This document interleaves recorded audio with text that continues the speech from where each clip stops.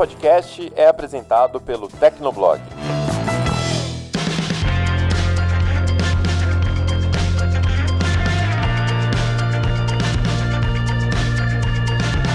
Olá, ouvinte! Seja bem-vindo! Está começando mais um episódio do Tecnocast. Eu sou o Thiago Mobilon. Eu sou o Paulo Riga. Eu sou o Emerson Alecrim. E eu sou o Bruno Inácio. As criptomoedas estão cada vez mais em evidência, assim como a relação delas com crimes virtuais e esquemas fraudulentos. Neste Tecnocast, a gente pega um gancho em acontecimentos recentes para entender como os criptoativos têm sido apropriados por criminosos. Aguenta aí que a gente começa depois da caixa postal.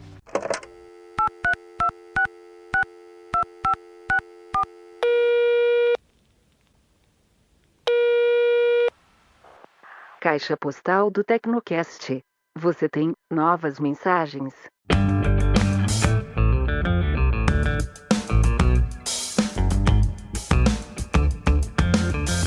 Caixa postal do Tecnocast, se você não quiser acompanhar com a gente, pode pular o episódio para 9 minutos e 36 segundos.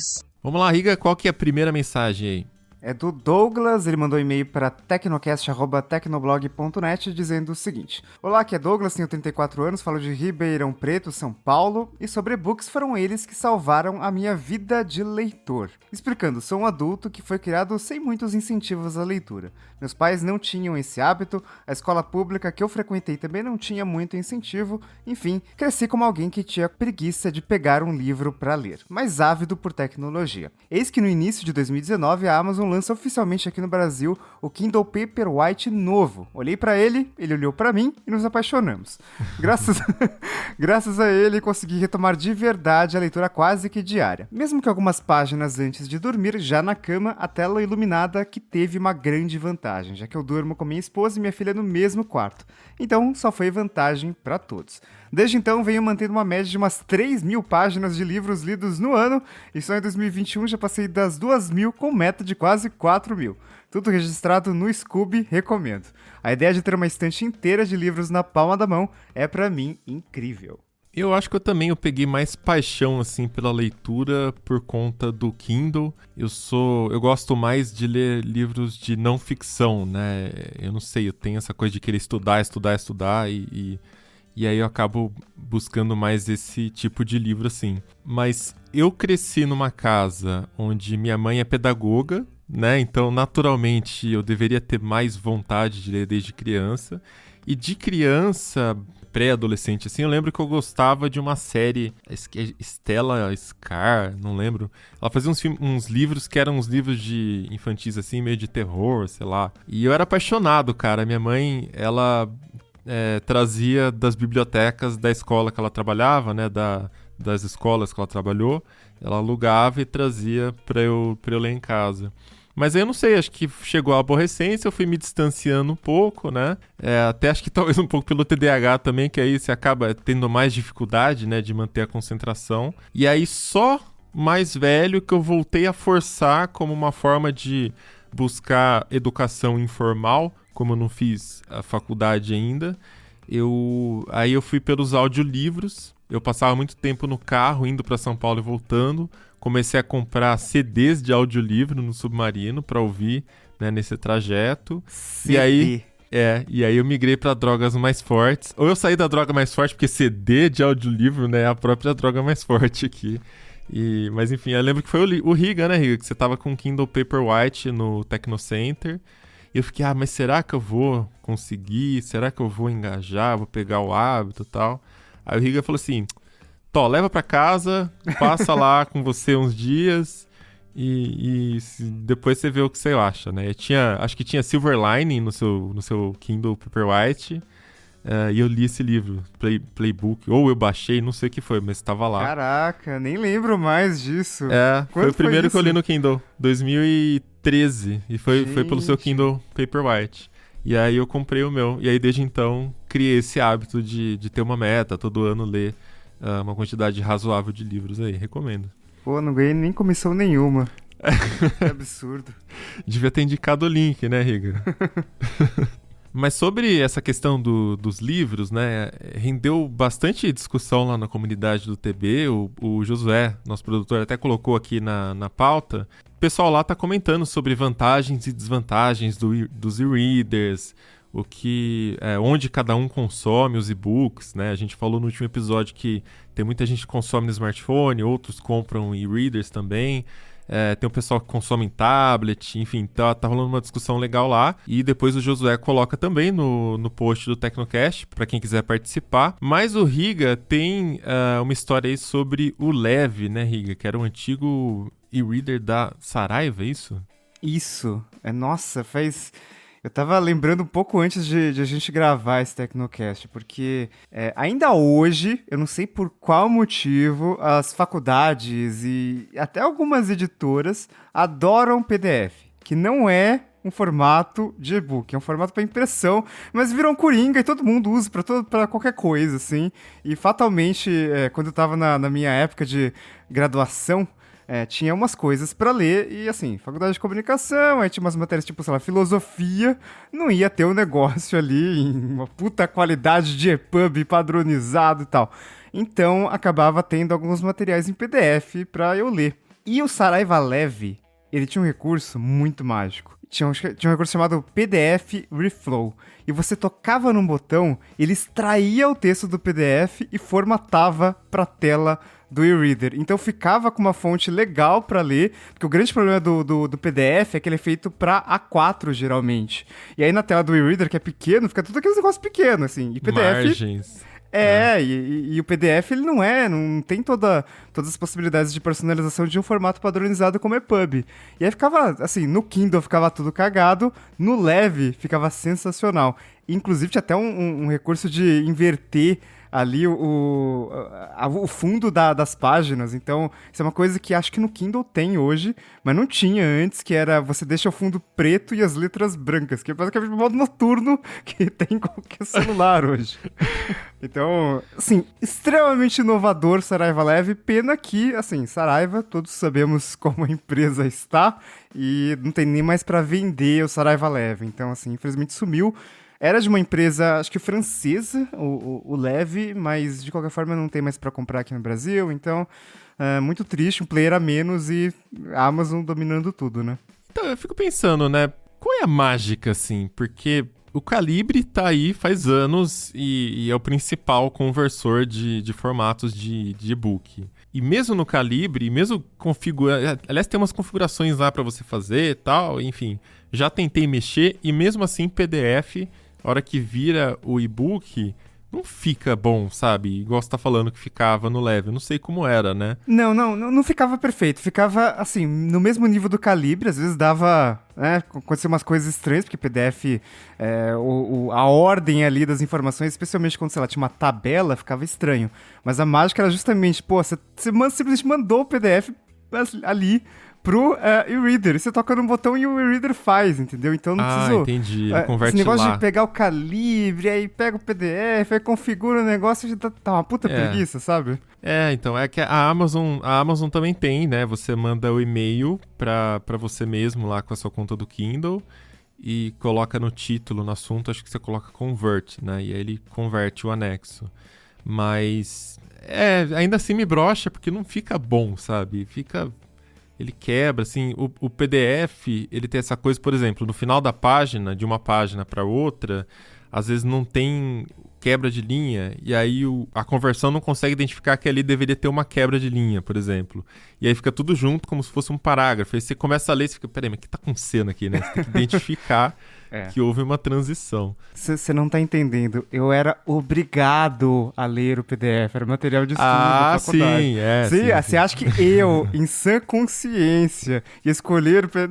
Não vou. Você tá em PDF, meu filho? Não é pra ler no e-reader. Desiste, assim. Pense em outra coisa, assim. Tem uma galera aqui que é um coringa, né? Que fala assim, vou comprar um Kindle pra ler material de faculdade. Então fica a dica, né? Não é legal. Bom, então é isso. Bora pra pauta? Vamos lá.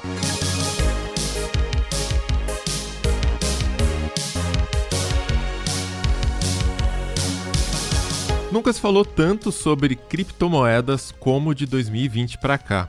O nosso último Tecnocast sobre o assunto, né, foi A Nova Onda do Bitcoin, publicado em fevereiro, e neles a gente conversou sobre a entrada de nomes conhecidos e até midiáticos aí no mercado de criptoativos. O mais notável deles é Elon Musk, que não para de twittar sobre Bitcoin e Dogecoin, mas grandes empresas também têm feito compras bilionárias de ativos digitais. O Musk ainda dá umas tweetadas, mas agora ninguém mais liga pra ele, né? Então, pelo menos, dos males o menor. E os números do mercado são bem grandes já. Em abril, as criptomoedas atingiram um valor de mercado de 2 trilhões de dólares, e isso já era mais do que o dobro do que meros 3 meses antes. Então, o crescimento foi muito rápido e houve uma queda também depois disso, mas o número ainda assim é uma cifra muito grande. Agora, com esse crescimento todo, é inevitável perguntar, né? Quanto desse montante foi gasto em algum tipo de atividade criminosa? Porque, para muito político, a criptomoeda só serve para cometer atos ilícitos, né, Riga? Eu fico pensando também, para alguns desses políticos, né, quanto de dinheiro vivo é usado para cometer esses atos ilícitos. Então, pois é, né? Enfim, então, a hipocrisia. Eu nunca vi uma mala cheia de Bitcoin. Eu nunca vi Bitcoin na cueca, mas eu já vi notas de real ali. Então... Você já viu notas de real em cueca de políticos? Pela TV eu já vi. Ok. Notícia sobre, né? Então, tem um relatório da Chainalysis, que é uma empresa de dados sobre blockchain, e tem a informação de que o valor total, ou seja, enviado e recebido em 2020, teria sido de cerca de 10 bilhões de dólares ali em volume de transações, menos da metade de 2019, que foi 21,4 bi. Então, é claro que esse número, ele é baseado em atividades relatadas, então ele pode aumentar se eles fizerem alguma revisão posterior. Ransomware é um tipo de praga que está sendo muito constante, principalmente aqui no noticiário do Tecnoblog, mas e várias empresas muito famosas, que a gente vai falar depois, estão sofrendo com esse tipo de praga. E esse tipo de malware, normalmente o resgate ali é feito é pedido em criptomoedas, e esses crimes são relatados, então pode ser que esses números subam à medida que esses crimes sejam mais relatados. Então tem empresa aí que a gente sabe que sofreu uns ataques e tal, mas eles não falam publicamente, então é um negócio meio complicado o ransomware para todo mundo. Mas apesar de ser um número muito grande ali, né, a gente tá falando ainda de 10 bi, isso dá 0,34% do total. Então ainda não é tipo, o Bitcoin só serve para isso, né? 0,34%. Talvez o volume, se a gente pegar crimes com dinheiro mesmo, com moeda fiduciária de qualquer país, seja até maior do que isso. Tem aquela famosa história clássica de que é um negócio tipo 90% das notas de dólar tem traços de cocaína, sabe? na nota. Então não é uma coisa que a gente deva se preocupar tanto, aparentemente, nesse momento. Mas isso considerando os relatados, né? A dúvida que a gente fica, porque é óbvio que a quantidade de crime que a gente descobre é muito menor do que a quantidade de crime real, e isso ainda mais com criptomoeda, que é aquela coisa que muitas vezes o pessoal usa Deep Web para sacar a grana, né? É mais difícil de rastrear. Apesar de ser rastreável e público, né? Blockchain, para você descobrir o crime demora um pouquinho também. Mas aí tem uma pesquisa que a gente encontrou aqui, nosso produtor Josué levantou, o artigo foi publicado em 2019, se chama The Review of Financial Studies. Só que são dados coletados entre 2009 e 2017. E aí o número é bem maior, né? Ele diz que 46% das transações anuais envolvendo Bitcoin se relacionavam com atividades ilegais. Esse estudo se baseou em dados de registros públicos, né? Então aí realmente já é uma cifra muito mais significante, né? Agora, existe um consenso entre todos os pesquisadores e todas essas instituições que o valor percentual tende a cair bastante ao longo dos anos, conforme a criptomoeda é adotada, vira mainstream, né? Quanto mais gente usa, naturalmente que mais gente vai usar para coisas corretas, né? Uso normal do dia a dia e não para cometer crimes. É que antes, quando era terra de ninguém, quem começou a se interessar por isso muitas vezes foi alguém que queria fazer algo ilegal, transferir uma grana de forma ilegal ali. Então, assim, esses 46% era um número gigante, de 2009 para 2017, mas a gente não sabe muito bem qual é o número real hoje em dia, em 2021. E sobre esse consenso de que com o aumento do uso do Bitcoin, né, a tendência é que a porcentagem de uso para atividades ilegais caia, vale lembrar que o primeiro grande boom ali do Bitcoin foi no final de 2017, né? Quando teve aquele... a gente passou ali de $1.000 a cotação do Bitcoin, foi para 17 mil, uma coisa absurda assim, e teve um grande volume de transações ali que aconteceram no final de 2017 e início de 2018. E depois teve, lógico, os casos de 2020 e 2021 agora. Então essa pesquisa que pega muito dados pré-2017, ela talvez não pegue justamente esse momento que que tem o maior uso do Bitcoin, né? A gente tem que considerar que no cenário de ransomwares, muitos casos não são reportados porque a empresa que é vítima, a organização que é vítima, tenta ao máximo ocultar esse problema, né? Até porque ela tem uma questão de reputação, né? Se uma empresa que quando é vítima de um ransomware, ela pode ter problemas com queda de ações, pode ser alvo de processos judiciais por parte de clientes que se sentem ameaçados. Tem questões com a lei também, que pode trazer algum tipo de transtorno para a empresa, então ela tenta ocultar.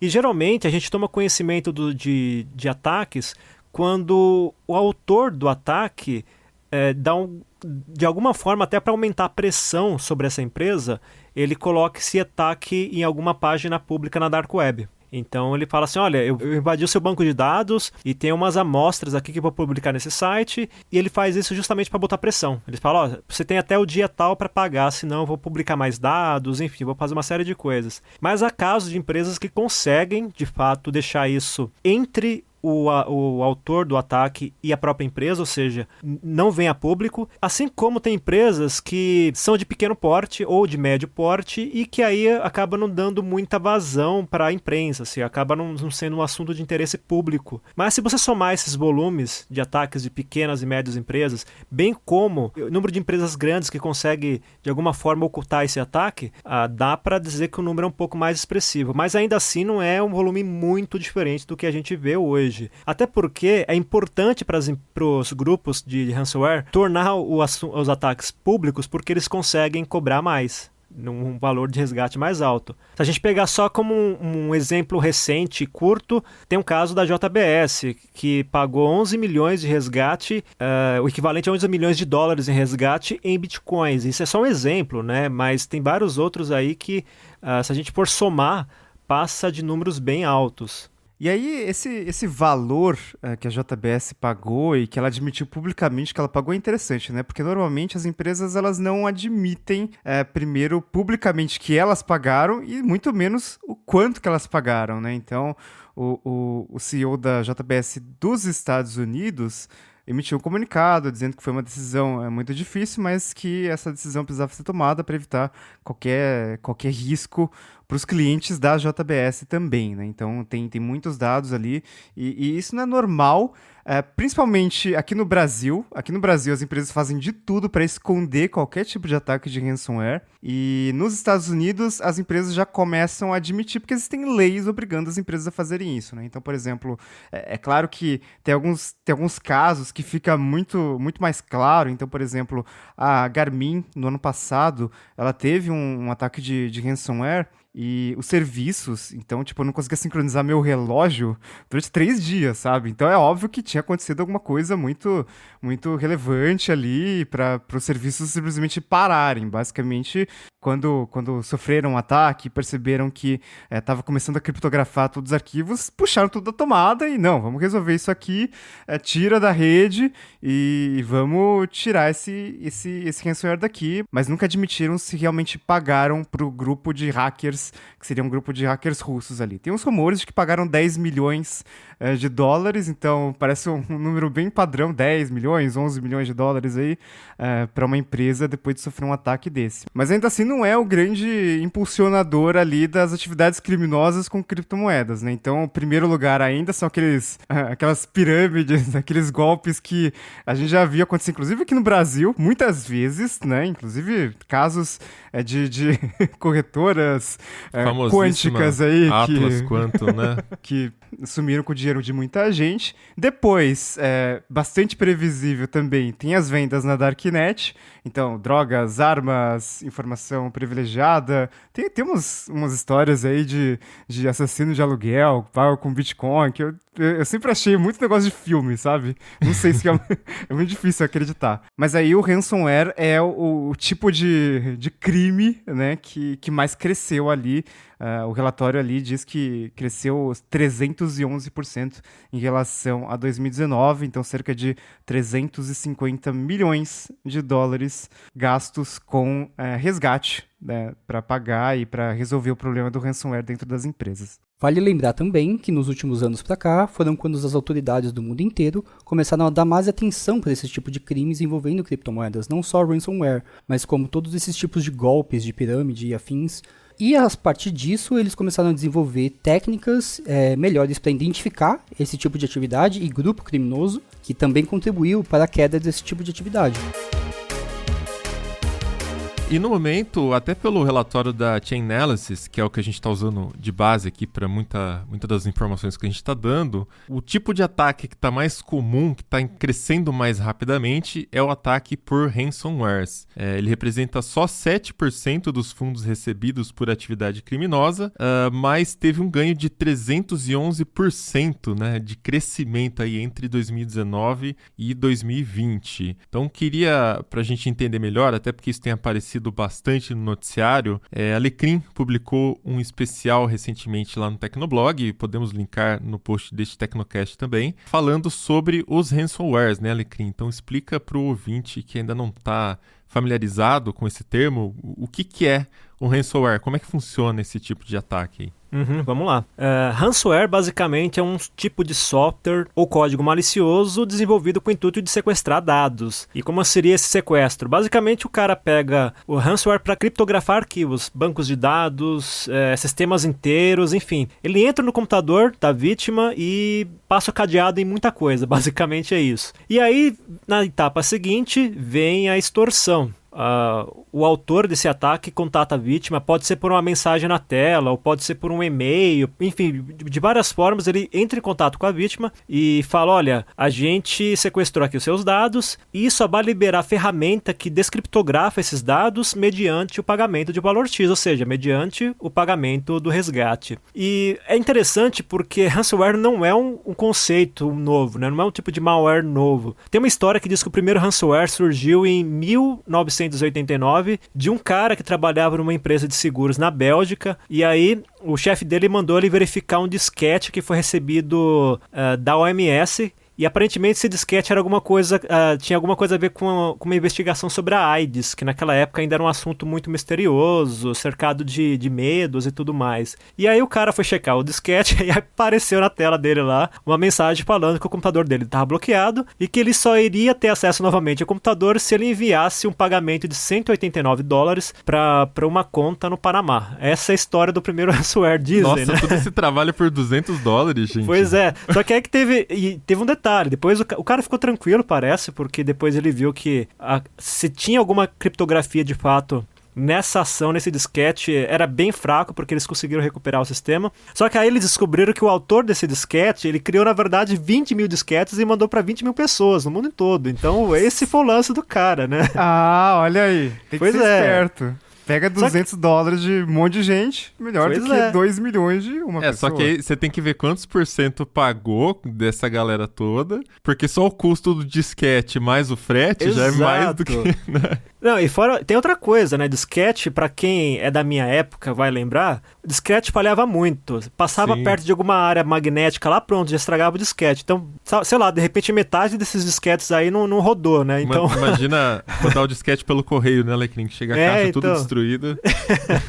Mas hoje a gente tem o quê? Tem internet, né? Fica bem mais fácil de disseminar esse tipo de malware. Só que a parte mais interessante é que, assim, ao contrário de vírus, um vírus de computador tem o objetivo de ser um vírus de fato, como se fosse um vírus biológico. Ele quer contaminar o máximo possível de vítimas. Mas o ransomware é diferente, porque ele tem como foco um alvo selecionado. Ou seja, o autor daquele ransomware ou o cara que está usando aquele ransomware, ele vai escolher a vítima, tentar encontrar meios de entrar no sistema dessa vítima. Aí depois que ele entra, ele vai estudar todo o ambiente para só então efetuar o ataque. Ou seja, não é tipo entrei agora e ataquei agora, não é assim. Tanto é que é muito comum que os ataques de ransomware sejam executados em finais de semana, feriados ou de noite, porque é quando a equipe de TI não tá na empresa, ou tem pouca gente, ou o cara tá dormindo, enfim, aí fica mais fácil de atacar. Inclusive, a gente estava planejando a reportagem especial sobre ransomware, ia sair na segunda, né? E a gente... Olha, Crin, deixa pra terminar assim na segunda, porque vai acontecer alguma coisa nesse final de semana, aí você vai ter que atualizar tudo de novo. Então, já fica preparado psicologicamente aí. Não, e pior que foi o que aconteceu, né? Depois os caras fizeram um ataque, já explica essa história, mas depois eles fizeram um ataque lá que acabou tendo que... Eu tive que mudar algumas coisas no texto, aí o texto foi adiado, né? Mas só pra complementar a explicação, hoje os ransomwares, eles têm um esquema, pelo menos os grupos mais ativos da atualidade, eles têm um esquema de extorsão dupla. Ou seja, eles, se até um passado não muito recente, eles só sequestravam os dados, hoje eles sequestram e falam o seguinte: olha, a gente vai publicar os seus dados se você não pagar até o dia tal. Ou seja, aí é muito comum eles colocarem amostras na internet, né? Por exemplo, se a gente pegar o grupo mais ativo atualmente, quer dizer, mais ativo não, que parece que eles entraram em férias, digamos assim, que é o Revil, eles têm páginas, e nessas páginas eles publicam amostras dos dados vazados, ou capturados no caso, e depois eles falam, olha, tá vendo, isso aqui é uma prova de que a gente realmente teve acesso aos dados. Então, se você não pagar até o dia tal, a gente vai publicar esses dados. Em muitos casos, eles fazem um esquema de prazos. Se você pagar até o dia tal, você paga X. Se você pagar depois disso, até determinada data, você vai pagar X mais Y. Então eles vão aumentando. Enfim, tem uma série de formas de pressão. Por que isso está tão em alta hoje em dia? Porque tem um modelo de negócios, entre aspas, que é o Ransomware as a Service, né? Que seria basicamente um programa de afiliados. Então eu crio um ransomware, é muito louco isso. Eu crio um ransomware e aí, beleza, eu criar o ransomware é uma coisa, mas usar essa ferramenta, digamos assim, é outra. Então por que eu não crio essa ferramenta, distribuo para outros grupos e esses grupos efetuam os ataques? Aí que, se eles tiverem sucesso, eu fico com uma comissão, com uma parte do resgate que eles obtiverem. Então basicamente é isso. Isso é empreendedorismo, cara, cybercrime. Eu falo que o traficante normal mesmo de favela, ele é um dos empreendedores mais fodas que existem, porque ele tem que vender um produto sem poder fazer marketing abertamente, sem saber onde consegue os melhores fornecedores, saca? E com todo o risco de ter o negócio fechado no dia seguinte. Então, se você ignorar o produto, a estrutura da operação é complicadíssima, né? E o cara faz muita grana com isso. Então, realmente tem que admirar a iniciativa, pelo menos a iniciativa dessa galera, né? O resto a gente ignora. Não, e pra você ver que eles são tão organizados que é assim, qual que é a vantagem, as vantagens desse esquema de afiliados? Bom, primeiro, você vai ter um número maior de pessoas atacando com o seu ransomware. Então a arrecadação, em tese, vai ser maior. E aí eles têm até uma espécie de programa de bonificação. Por exemplo, o cara que tá fazendo mais ataques no mês ou em determinado período, em vez de ele pagar uma comissão de 30%, ele paga de 20%, de 25%, sabe? Vai diminuindo pra ele, porque o cara já mostrou que tem habilidade ali. E aí depois tem outra vantagem, que é o fato de que esses grupos, eles não se conhecem. O máximo você conhece o nickname do cara lá, o apelido do cara. Você não tem noção de quem é que tá por trás, nem de quem criou o vírus, nem de quem tá usando, de quem criou o ransomware, nem de quem tá usando essa ferramenta. E aí, então, se o autor do ataque for preso, beleza, o cara foi preso, mas quem criou o ransomware continua nas escuras, porque o cara que tá usando a ferramenta não sabe quem é. Então tem essa vantagem também. E uma outra vantagem é que, assim, já que dá para criar um programa de afiliados, você pode ter caras que são especializados em alvos específicos. Por exemplo, pode ter um cara que é especializado só em atacar bancos, aí ele conhece como é a dinâmica dos sistemas bancários. Pode ter um cara que é especializado só em atacar empresas de saúde.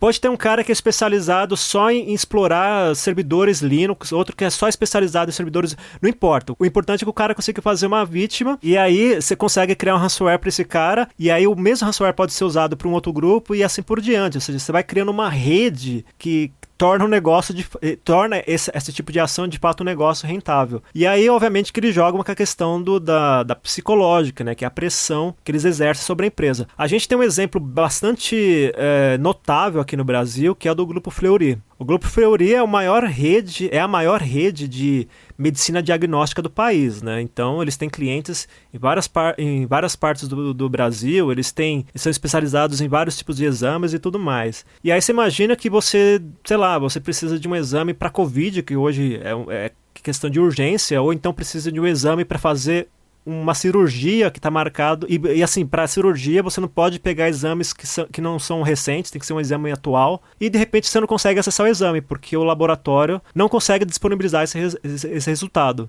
E foi o que aconteceu. Se você entrasse nas páginas de redes sociais do Fleury, durante a época do ataque, você via centenas de pessoas reclamando, olha, eu não consigo pegar meu exame e eu preciso dele com urgência. E da mesma forma a pressão para eles cederem a chantagem é muito grande, né? Exato, e ainda tem mais um ponto de pressão, que o grupo ameaçou divulgar dados de pacientes na internet. Você imagina, cara, um dado que é extremamente sensível de um exame ou algo que é extremamente particular e isso vai parar em mãos erradas, né? Então fica toda aquela pressão. Só que aí entra naquilo que o Riga falou, né? Que é difícil as empresas admitirem. O Fleury nunca admitiu, eu entrei em contato com eles e tudo mais, tentei obter detalhes, mas eles foram bem orientados sobre não falar, né? E aí eles nunca admitiram que foram vítimas de ransomware, mas tudo indica que sim, porque os sistemas ficaram vários dias indisponíveis e foram sendo restaurados pouco a pouco, que é um sinal típico de ransomware. Porque quando é uma invasão que derruba um sistema, você vai lá e cobre aquele problema lá e rapidinho resolve tudo. Mas não, eram vários sistemas que foram derrubados e ao mesmo tempo. Isso é muito característico de ransomware. E dizem, né, que pediram um resgate de $5 milhões para eles. Aí se pagaram ou não... É muito comum nesses grupos mais profissionais, no caso do Fleury, JBS, foi o Revil, que assim, todas as empresas de segurança, os profissionais, especialistas na área, autoridades falam, olha, não pague resgate. Primeiro porque você está incentivando esse tipo de atividade maliciosa, de atividade criminosa. E segundo que você não tem garantia de que seus dados serão recuperados. Porém, nos casos desses grupos mais famosos, entre aspas, é comum que eles cumpram o que prometem porque é uma questão de reputação. Então o Rebel está em evidência, um monte de veículos falando deles. E aí, de repente, eles não cumprem a promessa. E aí, se um próximo alvo, se uma próxima vítima souber disso, fala, olha, mas vocês cobraram da empresa X e não devolveram os dados. Como é que eu vou confiar em vocês, né? Então, eles têm uma questão de reputação também, né? Por isso que eles costumam cumprir. Então, eu acho que no caso da Fleury pode ter tido um pagamento, sim. E aí, é comum que quando eles efetuem o pagamento, eles fiquem em silêncio total. As amostras de dados são eliminadas, depois eles param de extorquir a empresa, enfim, o objetivo deles é pegar o dinheiro. Pegou o dinheiro, beleza, acabou, assunto resolvido. O que vai acontecer a partir de agora é problema da vítima. Eles têm até pessoas dentro desse grupo que é especializado só em negociar. Na hora que a pessoa vai entrar em contato, já é um cara que está ali para... Porque assim, o valor que é definido do resgate depende de uma análise da saúde financeira da empresa, se ela tem familiaridade com tecnologia, porque aí é mais fácil de pedir resgate em bitcoins ou qualquer outro tipo de moeda. E aí, obviamente, que eles vão colocar um cara que é mais... tá por dentro de todos esses detalhes para negociar. Porque, por exemplo, a JBS é um dos maiores grupos de alimentos do mundo. Acho que é o maior de proteína animal. Se os caras falam, olha, eu não tenho 11 milhões de dólares para pagar o resgate, obviamente que eles não vão acreditar, né? Os hackers, né, o pessoal do Revil não ia acreditar. Então eles têm que jogar com um valor bem alto para que quando esse valor for negociado, ele ainda continue alto, né? Então tem todos esses detalhes. E a gente está falando de valores, né? Sempre vem na cabeça o uso do Bitcoin, né? Começamos o programa também falando sobre casos de Bitcoin, mas isso aqui é cripto em geral, né?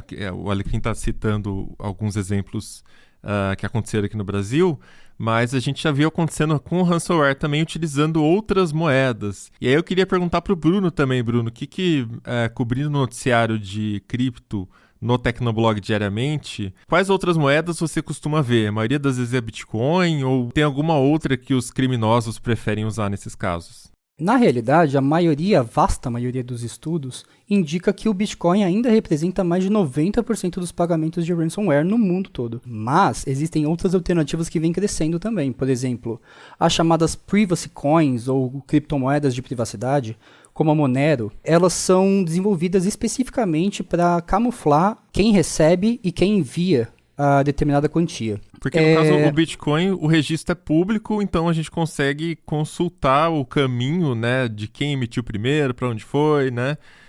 E aí então tem outro tipo de moeda que tenta camuflar isso, no caso. Exatamente.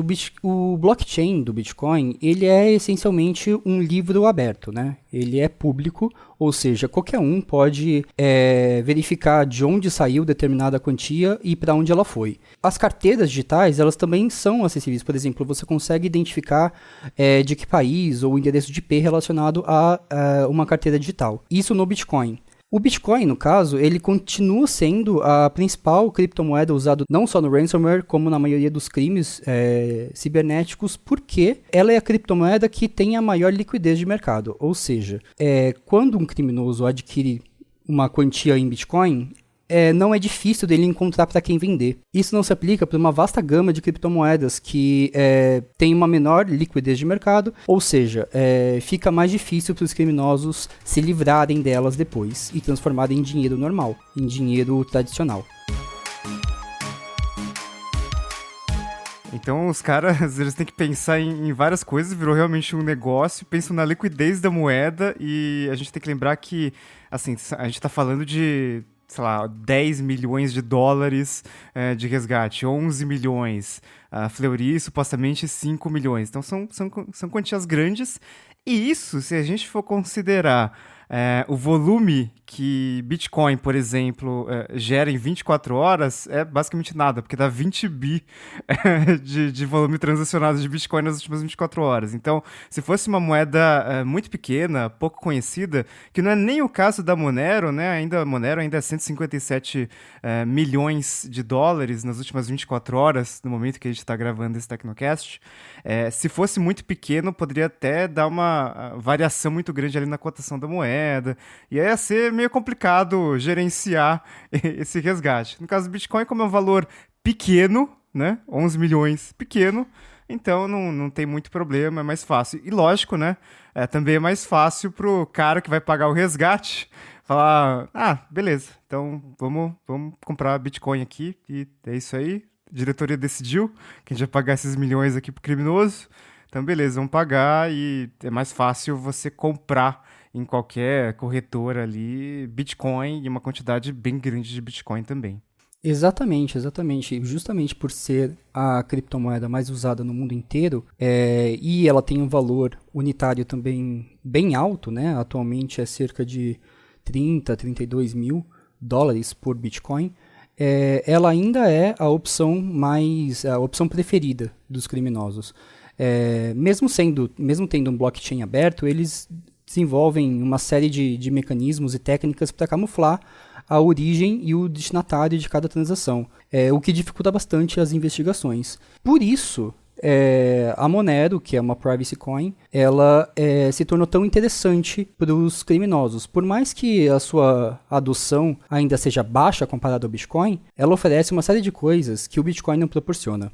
Um membro da comunidade que desenvolveu a Monero, um cara que chama Justin Enrofer, disse ao Financial Times que ele estima que entre 10% e 20% de todos os resgates de ransomware são pagos em Monero, mas ele acredita que esse percentual pode chegar até 50% até o final de 2021. Ele também disse que a criptomoeda, por ser uma privacy coin, ela não foi pensada para o uso criminoso, mas que a facilitação desse tipo de atividade, na verdade, foi um erro de estruturação da criptomoeda. Ou seja, você coloca o produto no mercado e o usuário vai te mostrar formas de usar aquele produto. Vídeo Pix sendo usado para aplicativo de flertar aí, né? Mandar o Pix com uma mensagenzinha também. E esse ponto da liquidez também tem alguns pontos interessantes, porque não é só a liquidez da moeda em si que conta, mas também a liquidez da exchange. Tem uns dados aqui da Elliptic, que é uma provedora de análise de blockchain lá de Londres, e ela diz que entre 2011 e 2019,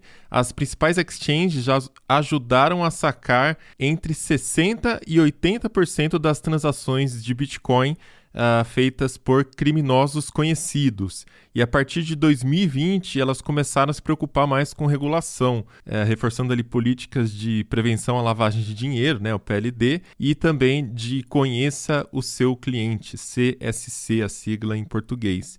E aí a fatia caiu desses 60% a 80% para 45% até agora. E essas medidas acabaram empurrando alguns criminosos para exchanges que não eram licenciadas e que geralmente não pedem essas informações de CSC. Muitas dessas exchanges operam fora de jurisdição, com requisitos regulatórios menos rigorosos, ou elas não estão dentro de tratados de extradição. E aí o ponto negativo é que elas também têm uma liquidez bem mais baixa, né? Então isso dificulta um pouquinho o saque da cripto em moeda fiduciária. Então tem também esse lado aí. Mas o pessoal é muito criativo, assim, já tem outras formas de você fazer o resgate da criptomoeda quando você comete algum crime. Então tem certos treasureman, né, acho que tesoureiro aí em português, que você pode entrar na Dark Web, contratar esse cara, e eles oferecem várias formas para você pegar sua grana. Aí sim, de novo, né, Riga? É uma forma bem de filme mesmo, que é uma parada, tipo assim, ele combina com você de deixar a mala cheia de dinheiro enterrada num parque, e ele te passa as coordenadas, e aí você vai lá cavar e pegar a mala, atrás de um arbusto, sabe? Umas coisas bem de filme de espião mesmo. Ou em outros casos, tem também alguns russos que oferecem cartão, né, de vale de iTunes Store, essas coisas assim. E aí você troca a sua grana de lavagem de dinheiro aí, de crime. Você lava o seu dinheiro, né, do grande crime, trocando por vouchers e coisas desse tipo. Eu fico pensando... Sabe aqueles anúncios desses marketplaces de, sei lá, vale presente de serviço de videogame. Aí tá lá, R$50 o vale presente, mas você paga, sei lá, 45, sabe? Mas como que você compra R$50 por 45, né? Será que tem alguma coisa aí?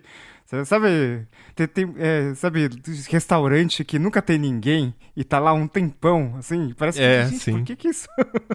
Loja de chocolate, enfim, né, vocês sabem do que eu tô falando. Breaking Bad, assistam Breaking Bad, né, já vai dar umas ideias aí de como fazer, mas, essa do cartão realmente, né, porque teoricamente ele vale R$50. Ele pagou R$50, como é que tá sendo vendido por 45, né? Essa parte de meio que parecer com filme, me lembrou de um ponto daquele profissionalismo, entre aspas, que a gente estava falando agora há pouco. Eles têm até grupos de suporte, né? Então, por exemplo, até agora há pouco a gente estava falando de ransomwares cuja renda vem do pagamento de resgate, mas também tem um tipo... E esse geralmente é direcionado a ataques pequenos, com alvos pequenos, que o cara vai lá e compra a ferramenta. Ou seja, ele paga X para ter acesso ao ransomware, e esse pagamento é feito por criptomoeda, e a partir daí, o que ele ganhar, se ele ganhar alguma coisa, se ele não ganhar, é problema dele. Ele comprou para ter acesso à ferramenta, né? É como se fosse pagando uma licença, como comprar uma licença do Windows, uma licença do Office, enfim, alguma coisa nesse sentido. E é interessante que, junto com esse pagamento, ele pode ter suporte também para a ferramenta. Eu achei engraçado, quando eu publiquei aquele especial sobre ransomwares, eles usam a Dark Web também para promover o ransomware deles, né? Como se fosse um produto, sei lá, de uma loja online, assim. E aí teve um anúncio que o cara, para destacar o ransomware dele, falava, olha, essa nova versão aqui é mais rápida na criptografia. Então, ou seja, na hora que você invadir o computador da vítima, a criptografia vai ser feita de modo mais rápido. Então, diminui a chance de você ser descoberto a tempo do seu ataque ser barrado. E, novamente, né, isso é direcionado... Eles são viáveis a partir de pequenos pagamentos, feitos por criptomoedas. É algo mais ou menos assim, da mesma facilidade que a gente tem de transferir um Pix. Sei lá, tô fazendo uma campanha para, sei lá, de uma doação de remédio para um lar de idosos. Aí você pode contribuir, aí me manda um Pix, aí você manda um Pix. Da mesma forma que você pode mandar um Pix, o cara consegue fazer esse tipo de transação na Dark Web, em pequenos valores, né, obviamente, mas como se fosse, de fato, uma moeda que a gente usa no dia a dia, sabe? O nível de praticidade é muito similar ao de realizar uma transação eletrônica eletrônica, só que em vez de você ter um dinheiro de verdade, né, ou seja, um dinheiro reconhecido por governo e tudo mais, você tem uma moeda que é, digamos assim, alternativa, né? E é tão movimentado esse tipo de prática que eles têm até uma espécie de competição, sabe? Para ver se... competição não, uma espécie de programa de recrutamento, sabe? Para ver se consegue mais gente, com incentivos e tudo mais. E novamente pautado por essa facilidade de movimentar a criptomoeda. Porque um detalhe que é bem importante ressaltar é que nem todo autor de um ataque é um cara que é realmente um hacker, um cara que é super fodão, assim, que manja de tudo, sabe? Às vezes é um cara que aprendeu a usar a ferramenta, mas ele tem pouco conhecimento técnico e, obviamente, que ele precisa também de uma orientação para mover esse dinheiro, né? Para mover os ganhos dele. Ele só faz isso porque ele sabe, apesar de ele ter pouco conhecimento técnico, que para ser rastreado é mais difícil com o dinheiro, com criptomoeda. Então, esse ponto de todo o mistério que envolve a criptomoeda também serve de base para incentivar o cara, porque ele sabe que ele pode até ser rastreado, mas até chegar nele pode demorar. De repente ele pode fazer um crime hoje, e aí passa 3 meses e depois ele faz outro, enfim. Cria todo um ambiente, a questão da criptomoeda cria todo um ambiente até para pessoas que não são muito técnicas, não têm muito conhecimento, atuar. E esse ponto também da facilidade da transferência, da velocidade, liga também em outro método que é utilizado para fazer o resgate da grana ilegal, né, que se assemelha mais ou menos ao comportamento da rede Tor, né, o navegador Tor, né, que usa para acessar a Deep Web, ou de uma VPN em si, que é o chain hopping. E aí é a prática de você ficar pulando de uma criptomoeda para outra de uma forma muito rápida e utilizar esse artifício para, entre aspas, apagar os seus rastros, né? Dependendo da criptomoeda, vai literalmente apagar os rastros, mas nisso você cria aí uma confusão, né, de passar por várias criptomoedas e fica muito mais difícil rastrear a origem de um crime. Vale destacar também que muitos grupos criminosos conseguem realizar esse tipo de articulação de uma maneira automatizada. Por exemplo, várias carteiras de Bitcoin são criadas ao mesmo tempo e elas começam a se transferir os fundos de maneira automatizada uma para as outras, gerando uma série de transações que vai atrasar as investigações. Uma carteira de Bitcoin, por exemplo, ela pode ser rastreada com facilidade por qualquer um, inclusive pelas autoridades. Só que quando você tem que analisar milhares de transações envolvendo parcelas dos fundos, porque eles dividem, se um pagamento de ransomware é de 10 milhões, eles vão dividir esse montante em vários pedacinhos, dividir entre várias carteiras e realizar milhares de transações ao mesmo tempo para esconder a origem desses fundos e o destinatário final. Tanto é que a maioria das autoridades acreditam que para combater o ransomware, você tem que chegar no sistema de pagamento deles. Se você consegue impedir o pagamento com criptomoedas ou dificultar ele, o ransomware vai se tornar obsoleto. O que, por exemplo, o FBI está tentando fazer é identificar a carteira final. A carteira final é a carteira em que os fundos vão se juntar novamente e depois eles vão ser retirados para serem transformados em dinheiro fiduciário. Se as autoridades conseguem identificar essa carteira final, eles conseguem recuperar os fundos, que provavelmente é o que aconteceu no caso da Colonial Pipeline, que sofreu um ataque de ransomware e o FBI conseguiu recuperar uma parte desse valor. Acho que eles pagaram cerca de 4 milhões de dólares aos criminosos, e só que o FBI conseguiu chegar nessa carteira final e recuperou 2,3 milhões. A situação está tão favorável para esses grupos de ransomware que eles estão ficando mais audaciosos. Se novamente a gente pegar o exemplo do Revil, que é difícil não falar desses caras porque eram até pouco tempo atrás os mais ativos, o último grande ataque deles foi para uma empresa chamada Cassia, que é uma empresa que oferece serviços de TI para outras empresas, basicamente é isso. Talvez vocês vão se lembrar que agora há pouco eu falei que ransomware tem como alvo vítimas selecionadas. Só que no caso da Cassia, eles fizeram uma estratégia que eu achei fenomenal e que, aliás, foi o ataque que fez eu atrasar o meu especial, porque eu tive que abordar esse assunto depois. Porque eles fizeram o seguinte, eles usaram um tipo de ataque que é chamado de ataque de cadeia de fornecedores, numa tradução livre, uma tradução direta do inglês. O que isso quer dizer? Por exemplo, imagine que eu estou atualizando meu Windows e, de repente, eu baixo uma atualização que está contaminada. Foi isso que eles fizeram. Eles pegaram um software dessa empresa, contaminaram a atualização e essa atualização foi distribuída para os clientes. Na hora que a atualização foi executada, o ransomware entrou em ação. Foi isso que eles fizeram. Aí, de uma vítima só, que seria a Cassia, eles fizeram mais, estima-se, né, que eles fizeram mais de 1.000 vítimas. O número pode ser até bem mais alto, dizem que pode ter chegado a milhares de casos, né? Mas, enfim, o número exato não foi divulgado. E aí, qual que é o problema? Você tem a Cassia, que é uma empresa grande, e tem vários pequenos clientes que foram vítimas como se fosse automaticamente. Então você acessou a partir de um ataque você fez várias vítimas. Não é uma coisa comum com ransomware, mas eles foram muito audaciosos aqui. Eles foram tão audaciosos que eles cobraram um resgate equivalente a 70 milhões de dólares para tentar resolver o problema, para liberar uma ferramenta que ia descriptografar os arquivos de todas as vítimas. Aí, mas parece que as empresas conseguiram se recuperar, elas se organizaram e a própria Cassia conseguiu de alguma forma lá restaurar os sistemas. Mas esse ataque foi tão audacioso que o grupo depois, por coincidência ou não, eles tiraram férias, que é o que eu falei agora há pouco.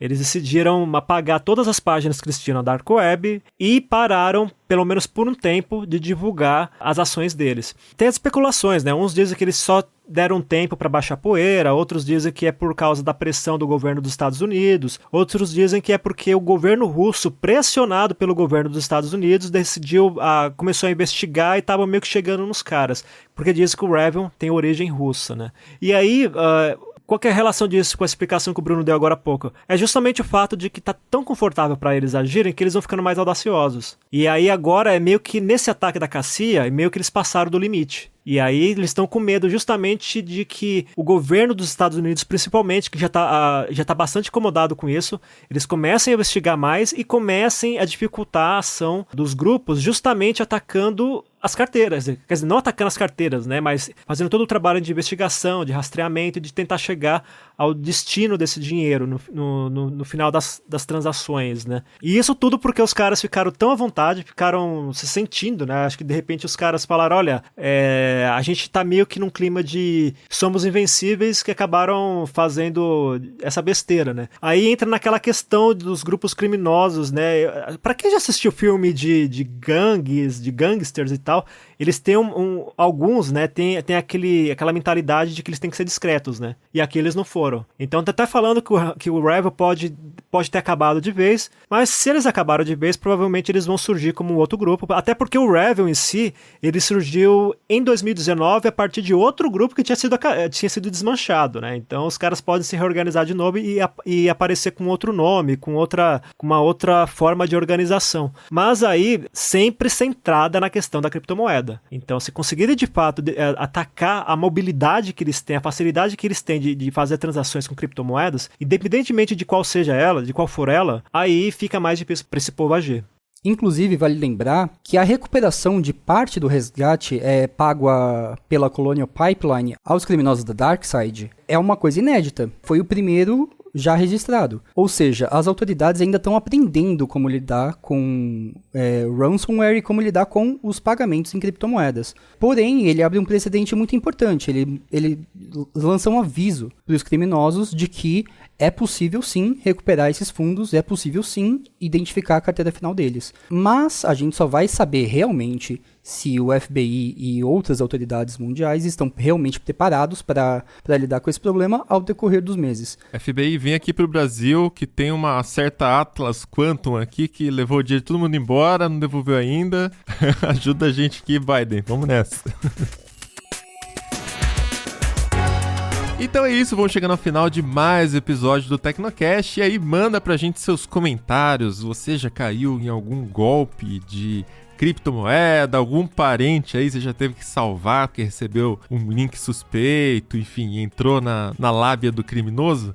Conta essa história pra gente aí no tecnocast@tecnoblog.net ou comenta na comunidade.tecnoblog.net. Se quiser continuar o papo com a gente em todas as redes, eu sou @mobilon, @Paulo Riga, @Elecrim. Eu não uso todas as redes, mas você pode me encontrar no LinkedIn como Bruno Inácio. E este Tecnocast foi produzido pelo Josué de Oliveira, editado pelo Paulo Barba e a arte da capa é do Vitor Pádua. A gente fica por aqui e voltamos com outro episódio semana que vem. Até lá! Tchau! Falou! Tchau!